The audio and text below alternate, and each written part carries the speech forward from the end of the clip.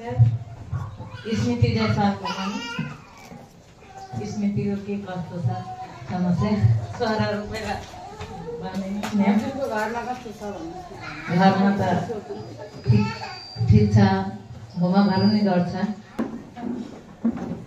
नमस्कार, मेरो नाम रूपा थापा हो। म चाहिँ रिबेका प्यारेन्ट्स। मेरो नानी अब भर्खर अहिले नयाँ हो स्कुलमा होइन। अब उसको पढाइहरू के कस्तो छ होइन। अब सरकारी स्कुलबाट आएको भएर अलिक गाह्रो पनि भइरहेको होला। टिचरहरूले पनि यसमा चाहिँ अलिक हेल्प गरिदिनु होला होइन। म पनि अब उसलाई धेरै कोसिस गरिरहेको छु। पढेको कुराहरू पढ्छ ऊ कहिलेकाहीँ होइन, कहिलेकाहीँ बिर्सिँदो रहेछ होइन। त्यही भएर चाहिँ कहिलेकाहीँ गाली खाइ भन्छ होइन। अनि होमवर्क चाहिँ यस्तो छ क्या, उसको डायरी अब लास्टमा चेक गर्ने गरेर छ छैन थाहा छैन होइन। अब डायरीमा भएको जति सबै मैले होमवर्क गराएको हुन्छु होइन। अब तर कहिलेकाहीँ चाहिँ कम्प्लेन आइरहेको हुन्छ। त्यही भएर चाहिँ डायरी चाहिँ अब उनले होमवर्क लेखेपछि लास्टमा जाने बेला एकचोटि चेक गरिदिनु होला। डायरी अनुसार नै हो हामीले होमवर्कहरू उसलाई गराउने होइन। अब त्यो अनुसार त मैले गराइ नै रहेको छु। अब पढाइ कस्तो छ, उसको गतिविधिहरू कस्तो छ क्लासमा, त्यो सबै भनिदिनु होला है। उसको चेन्ज छ, पहिलाभन्दा अलि एक्टिभ भएको जस्तो पनि लागिरहेको छ मलाई होइन। अब बोल्ने शैलीहरू पनि राम्रै छ, तर अलिकति ढाँट्ने बानी चाहिँ सिक्ने जस्तो लाग्यो मलाई। के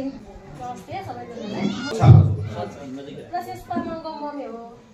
प्रशेषको चाहिँ त्यो दिदीले भने जस्तो डायरीमा राम्रोसँग त्यो प्रश्न के अरे सारेर आउँदाखेरि बुझ्दैन कि। अनि होमवर्क त गर्छ तर त्यो अनि हामीले बुझ्दैन कसरी होमवर्क खै गराउने। त्यो डायरीमा चाहिँ राम्रोसँग अलि प्रश्नको सारेर राम्रोसँग त्यो गराउने बेलामा अनि होमवर्क त्यो चेन्ज के अरे अलि राम्रोसँग गरेर गर्नु त्यो बुझ्दैन हामीले है। लेखेर त ल्याउँछ तर बुझ्दैन कि कस्तो हुन्छ। एकैछिन यो सबैले सुन्नु होला। हाम्रो विद्यालयको कक्षागत रूपमा मेसेन्जर ग्रुप छ। अनि मलाई लाग्छ तपाईँहरू सम्पूर्ण, मैले त्यो धेरै त्यो सोसल साइटमा बसोस् भनेको चाहिँ होइन, तर चाहिने कुरा त प्रयोग गर्नु पऱ्यो नि। त्यो सबैसँग हाम्रो यो एन्ड्रोइड फोन होला, फेसबुक मेसेन्जर चलाउनुहुन्छ होला। फेसबुक नचलाएर केही पनि हुँदैन, मेसेन्जर चलाउनु भयो भने मेसेन्जरमा बिगार्ने केही खबर पनि आउँदैन।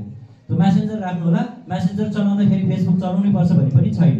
त्यो विद्यालयको पेज हाम्रो ग्रुपमा रहनु होला र हरेक शिक्षक शिक्षिकाले बेलुका हामीले प्र्याक्टिस गरेका छौँ, काहीँ कतै छुटेको होला र म्यामहरूले पनि के गरिदिनुहुन्छ भने अन्तिममा त्यो दिनभरिको बुझ्ने गरेर होमवर्क लेखेर एउटा डायरीको फोटो तपाईँहरूलाई दैनिक रूपमा पठाइदिनुहुन्छ है। बुझ्ने गरेर तपाईँको बच्चाको र त्यो पेजमा आफू मिलेको छ कि छैन हेर्नु होला।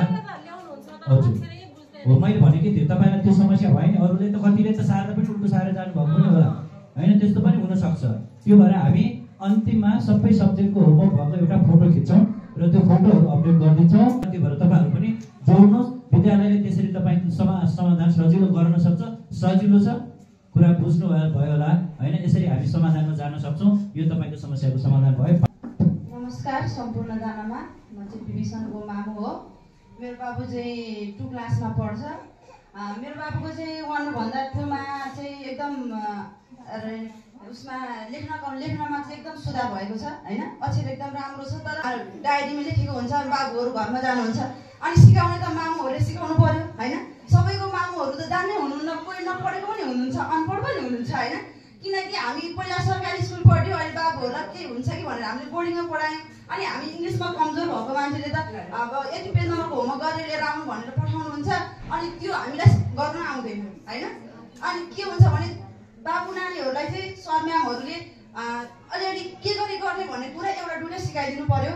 अनि बाबुहरूले चाहिँ यो तरिकाले सिकाउनु भनेको छ भने बाबुहरूले जब भनेपछि हामीलाई थाहा हुन्छ होइन। त्यो भएर बाबु नानीहरूलाई चाहिँ सर म्यामले यति पेज नम्बरको होइन कि यो तरिकाबाट गर भनेर एउटा दुईवटा तपाईँहरूले सिकाइदिएर चाहिँ अनि पठाइदिनु पर्यो। त्यो पठाएपछि हामीलाई नि होमवर्क गराउन सजिलो होस् चाहिन्छ। यो कुरा बुझिदिनु होला। हस्, धन्यवाद।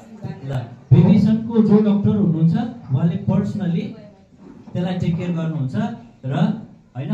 फेरि हप्ता 1.5 हप्तामा बाबुलाई पनि सोध्ने गर्नुहोस्, बाबु मैले तपाईँको समस्या भनेर आएको छु, सर म्यामले कतिको केयर गर्नुभएको छ भनेर सोध्नुहोस् होला है। तपाईँहरूको के समस्या छ हामी सबैको भन्दाखेरि ओभरअलको चाहिँ होमवर्क छैन, शिक्षाउने किन नलेख्या, किन नपढ्या होइन।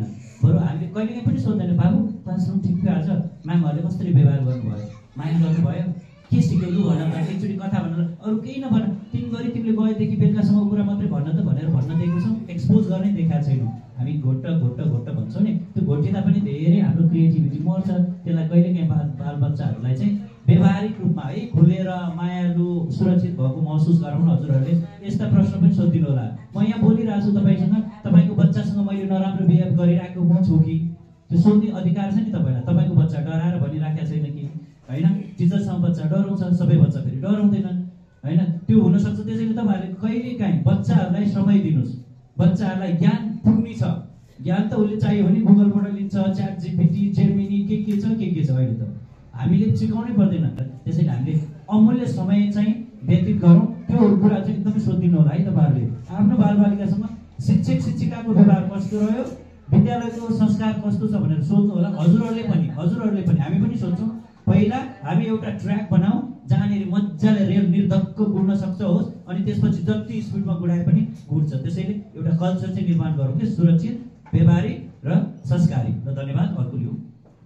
नमस्ते, म यसमा नेपालीको मामु। नानीको घरमा त राम्रै छ, रिडिङमा चाहिँ अलि अल्छी गर्छ उसले। अब नयाँ स्कुल नयाँ क्लास, उसलाई पनि अलिक भएको छैन होला। अब भन्नुपर्ने त त्यस्तो केही नै छैन। उसले होमवर्क दिएको त सबै उसले गरेर आउँछ होला, हामीमा कम्प्लेन नै गर्छ होला। रिडिङमा चाहिँ अलि अल्छी गर्छ। होमवर्क सकिसक्यो, अब पढ न नानी भने अब होमवर्क सक्यो मेरो भन्ने यताउति गर्ने गर्छ। अब स्कुलमा चाहिँ के कस्तो छ हजुरहरूले गर्नु। अहिले हजुरलाई त्यो जानकारी गराउनु। नमस्कार सबैलाई, मेरो नाम चाहिँ रामबहादुर लामा, समीक्षा लामा एन्ड अदर्स, पूर्णिमा लामाको प्यारेन्ट। अनि फर्स्ट थिङ्स मेरो चाहिँ कन्सर्न के छ भने यो ट्रान्सपोर्टेसन है।